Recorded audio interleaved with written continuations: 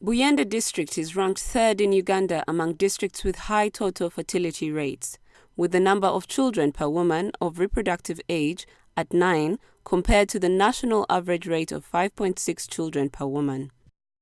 Bugaya is the most populous sub-county with almost 100,000 people, of which about 30,000 are young people aged 10 to 24 years.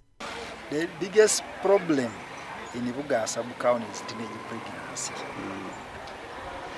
There is a parish like Nabitula.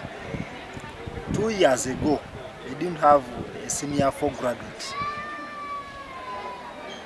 2 years ago, that we are talking of 2017, they didn't have a senior for graduates.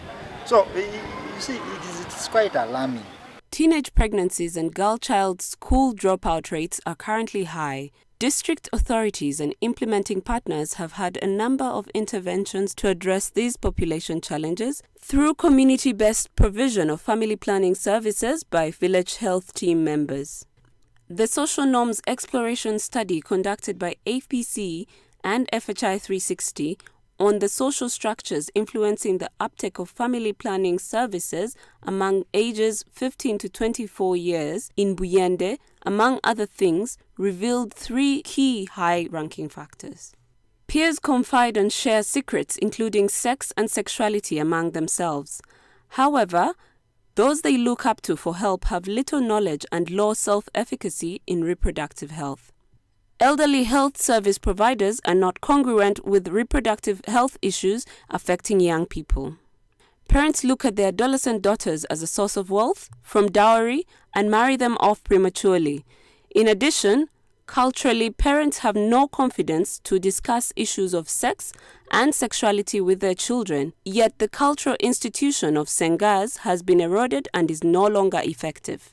Other social structural factors responsible for high teenage pregnancies included lack of role models for young people, poverty, long distances to schools and health centers, pride in big families, and inadequate male involvement.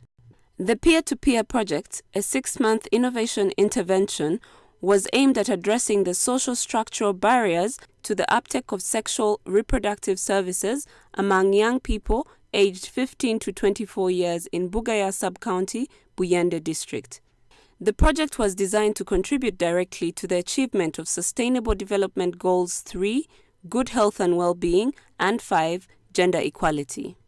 With funding from Advancing Partners and Communities Project under FHI 360, the project was implemented by Health for Development Initiatives Uganda in partnership with Hold Uganda, a community-based organization in Buyende District.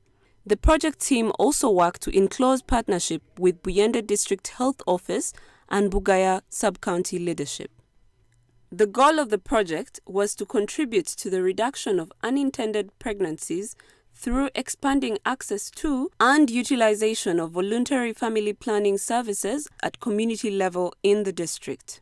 Targeting young people aged 15 to 24 years and women of low parity, the project had 3 specific objectives: create demand for family planning services, increase access to family planning services, and improve quality of family planning services for young people among providers.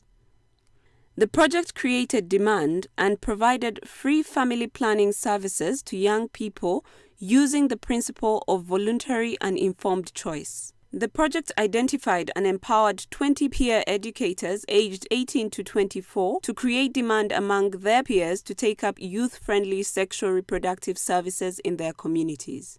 Provided all family planning options in all 9 parishes of the sub-county. I visited over 50 couples under the age of 25, and most of them made a choice of a family planning method.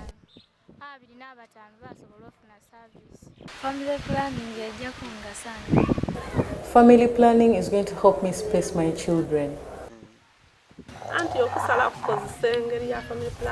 The reason I choose to use family planning is for better planning of our children.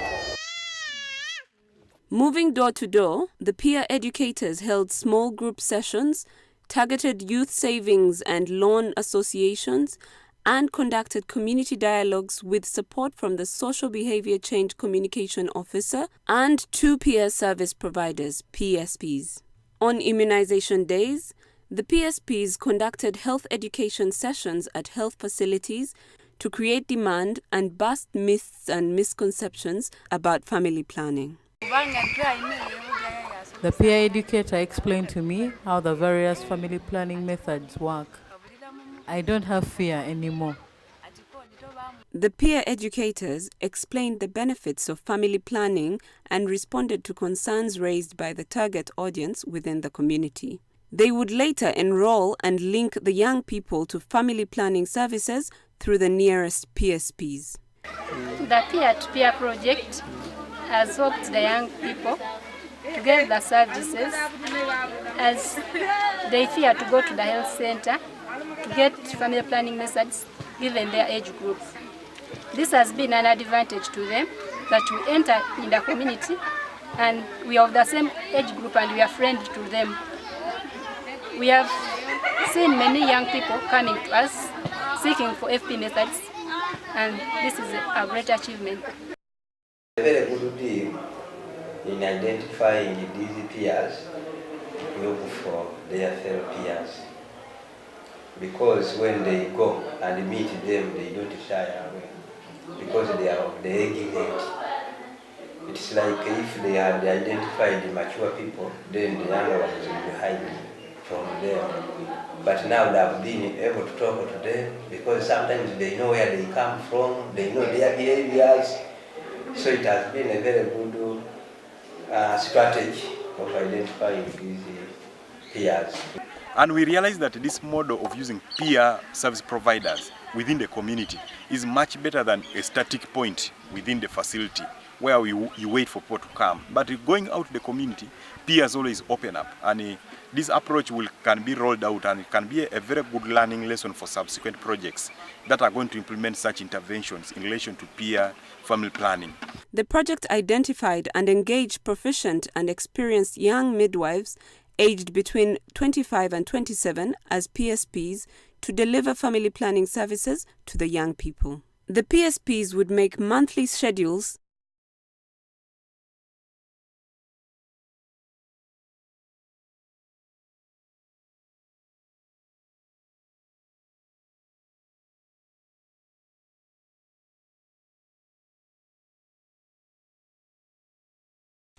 By the end of the 6 months, the Peer2Peer project registered a number of achievements. The project reached over 2,962 people directly with comprehensive family planning information. It served 1,162 people with both long-term and short-term family planning methods. The project further managed and resolved 95 family planning-related side effects and 40 implant removals. In comparison, the family planning services uptake in the sub-county exponentially increased from 17.8% at the beginning to 31.5% by the end of the project. Overall, the project contributed 2,518 couple years of protection, 1,533 disability-adjusted life years, and 764 unintended pregnancies were averted. I've realized there is increased demand of commodities, of family planning commodities. And you find it at community level where VHTs are really increasing the numbers. So there is increment in demand at community level, at facility level, up to district level. We have seen a very good, tremendous increase in the uptake of family planning, mostly amongst this age group of 15 to 24. But also the long-term methods uptake rate has increased, and at the same time the short-term method. So you see that there has been at least a method mix in relation to family planning uptake. But also uniquely is the formation of champions in family planning amongst adolescents themselves or this age group. Because if you want it to be successful, we have talked as health workers, but people always believe that the same words we speak, we are trained to speak those words. But when they hear from the people of their own community, this always has increased the uptake and acceptance, and this has also helped to demystify the myth and misconceptions in this community.